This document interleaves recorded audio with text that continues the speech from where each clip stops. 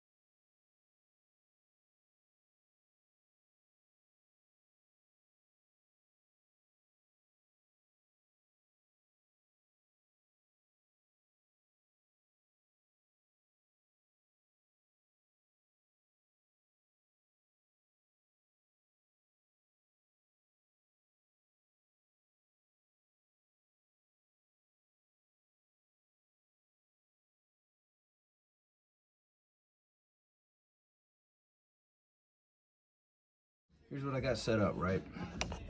Hoping I can tap this in without these backing itself out, right? Put a very slight bit bearing grease on the lip in here. Sorry about that. Now I got a socket that rides around the lip, right? Same way you put in seals, right? Put that right there. Try to tap that bad boy in. Fingers crossed, it should go in pretty smooth. All right, if I had some more hands, you'd see how fairly easy that went in. Took all of like, I don't know, 30 seconds. A little bit of the bearing grease I put in on the walls, right there. So now you'll see the little ridge that C-clip rides in that I'm about to put back on. Voila, C-clip's in. I'll double check it, you know, make sure it's set right. I don't know if it is. It looks like it's got some room to play there. The C-clip went in for like 2 seconds, man. Pretty easy when you got the right. So you see the bag taken off, right? The mount taken off the bag, just the bag on the strip. So here's the bottom. I tapped out. This sits on there, right? Then this goes in, right? And then this is gonna go back on top. All right, again, put the wrench, bam. Makes it much easier laying it on its side to do this. And then you can just, ratchet wrench, boop, boop, or socket, you know, but use a ratchet wrench and just keep knocking it around. Otherwise, if you do it up top, you're gonna keep spinning this bag around. This line's gonna wrap around everything, hit stuff. Much easier. I'm inspecting the bearing. You can see little shards of metal all around here, right? So from it being a little loose in there, and I guess wear and tear, it started, you know, I guess the race, you know, this stuff started coming out, breaking up, caused a little more movement than there should. Now that I got this back in, this bad boy, super nice and tight. It's gonna be fun putting it in there just right too. Other part I'm gonna knock out right now too is the leader line. So it's got a few frays on here.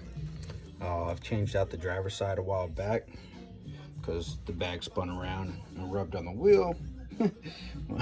And well, the car went down on that side, so I ended up getting a tow. But so this is a little loose, gotta tighten this up. Knock out this leader line. Swap over the ends here as well. All right, and again, I use that Loctite, was it 576, 577, and put this on, put it back together. There's the Loctite thread sealant I'm gonna use, right? The lines come with red, you know, they already come with that stuff on there. You can see it, I'm gonna put a little bit on, right? But you can also see that as you take it apart, it gets stuck in the threads. You wanna make sure you clean all that out so that you don't push that up into the bag and then it comes back out through your lines, clogs up your valves, all that horrible stuff. You can tell that one of these is not like the other, right?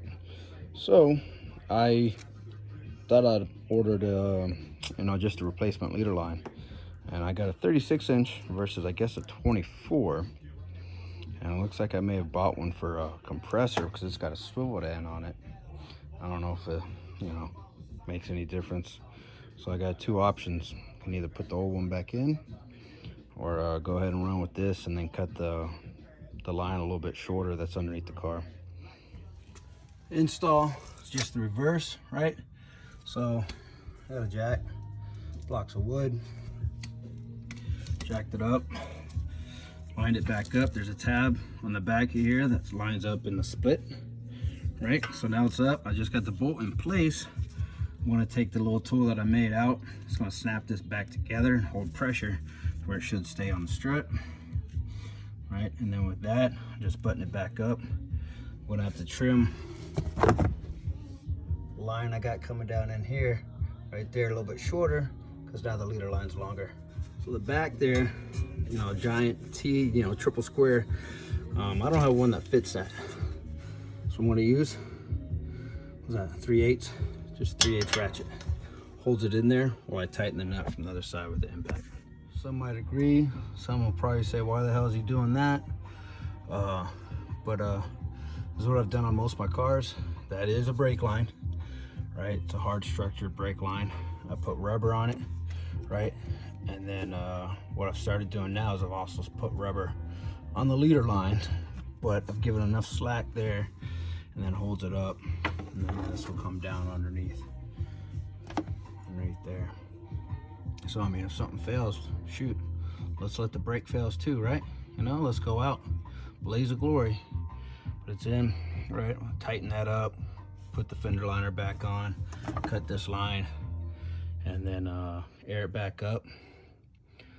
And once I get it back down off jack stands and the ramps and whatnot, I'll do a recalibration of the system, since I let all the air out. You know, same way I do with brakes, right?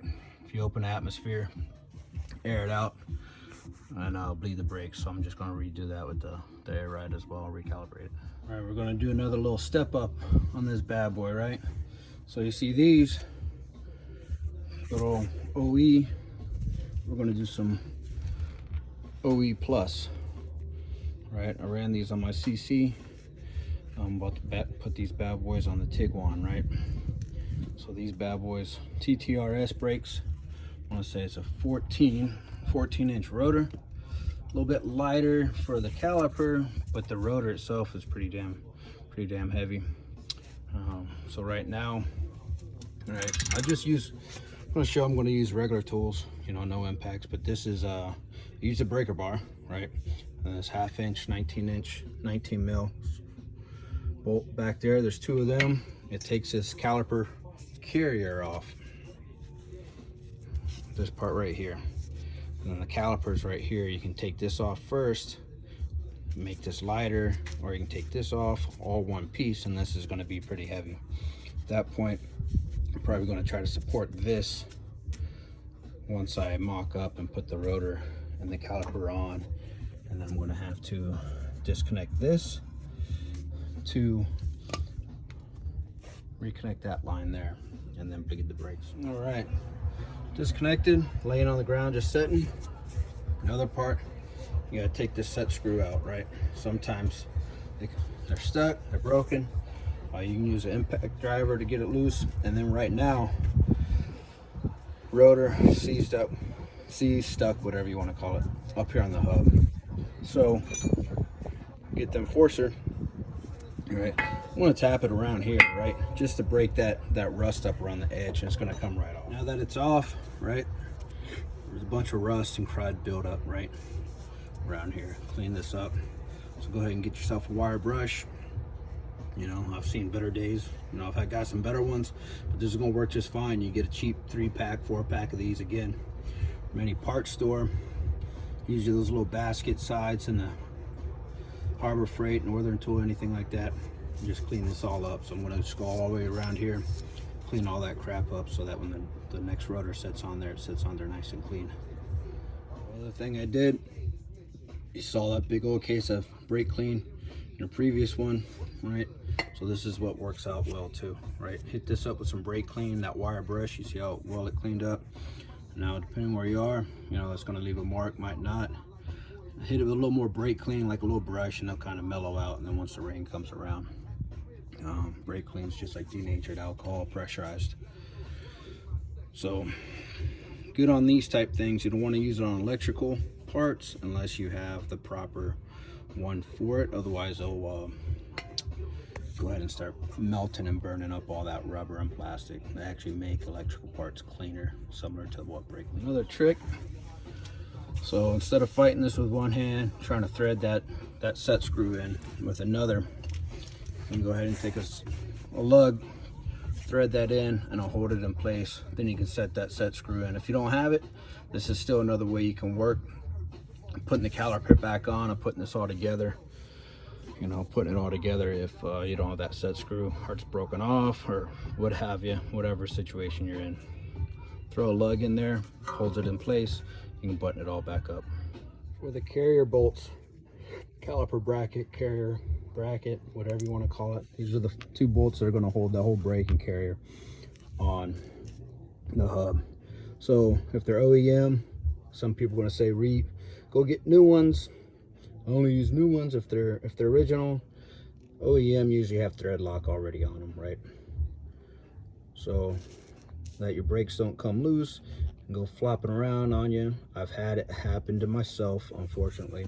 I've had it happen to a buddy, and I've even seen it happen on some other YouTube videos where eventually they worked themselves back out. The guy trying to figure out what it was that was making the noise, and it ended up being his carrier bolt was loose. Actually, he lost it, and the rotor was flapping around a little bit. So put some of this bad boy on, and then I'm going to tighten it. So those are in. I still got to tighten them up. It uses, you know, I got lines from ECS, right? And you got this little C-clip, whatever you want to call it. This pops out to be able to pull these out. Right, same thing with the stock line. And then put this back in. There's only one way it goes in. You can see it's flat there and round. Feed that in, and then this is going to go right up in there. Same type of thing. It's got a clip. Pull that out. But before you pull that out, to make it easier on yourself, leave this in. Break this line free. Right. So then you pull this out. You can pull it all out, and it's already loose, and you're not going to twist this bad boy off. Even though you do this, you still might end up, right? So spray it down with a little PB blaster, maybe deep creep, whatever you want to use. And as you can see, how I fitted my line earlier on the brake line, rubber on rubber, so when it rubs, hopefully, you know, don't rub through my brake. I even broke the line free. I test fit the wheel. As you can see, that bad boy's rubbing. All right, not enough clearance. All right, now you can see we got clearance. All right, got clearance on there. What I used is a little spacer, and with that, I'm gonna have to run a longer lug, take up the spacer. Itty bitty spacer. Could use the larger ones, right? But that was enough to get the clearance I needed. Get it off the caliper. Break this free, right? Oh shoots. You do have a counter hole down here, right?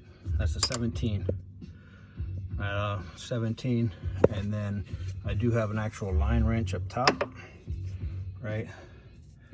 7/16.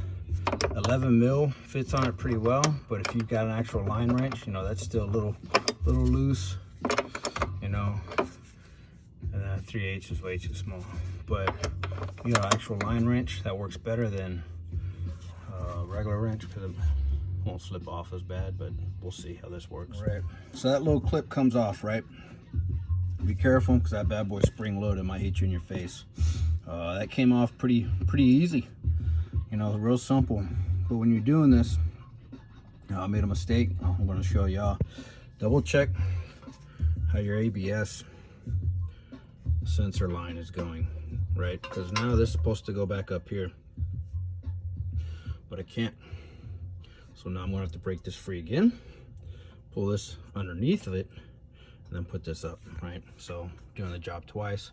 Well, I just should have paid attention the first time. On the driver's side, you've got a brake sensor, brake pad wear indicator, which is right there, right? That's the only difference. Still hooked up the same way. Everything else, you got brake pad wear sensor. Unplug that, and then everything else is done the same way. I button up the other side. I'm not going to film this side. Pretty self-explanatory. I paced off the other one, and then we'll do bleeding. Put it all together. Get the bleeding of the calipers done. They got two bleed screws on each side. It's a 4-piston caliper Brembo. Right, so about to bleed the brakes. Right now I got 2 rubber hose right here, a bucket. What I'm gonna do is have my wife's in there. She's gonna pump the pedal, fold the pedal down. I'm gonna crack one of these open, and as soon as we stop seeing air come out of it, well, then it's done bleeding.